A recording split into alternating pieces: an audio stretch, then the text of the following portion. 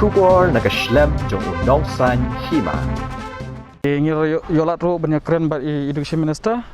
Halor ki mat ki babon bah nga keren kumba sikan tatam. Di kemat kebeningkong hi keren hagal yang ka dedication jong kini ki khamla samno ki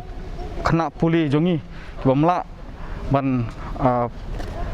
pas bah ya kini ki competitive exams kom jong ka UPSC. Ting ya keren hagitu ki hagi by day bat ka education policy ru ba kumno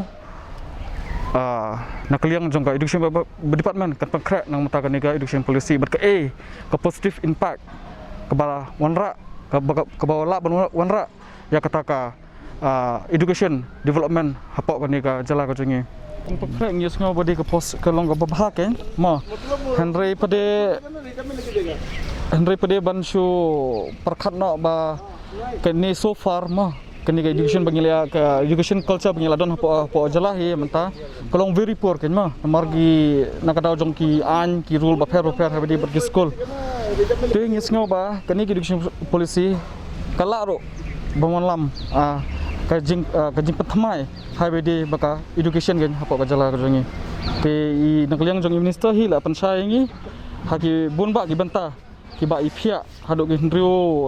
banta ne nyu banta ipia pat ngisyam ba ya kani long kadi ketang ka personal opinion jong i tene liang jong i ondang ilai phanang ni ngi haban study biang ya ka education policy pat ngin ya pat pan ja yu hadia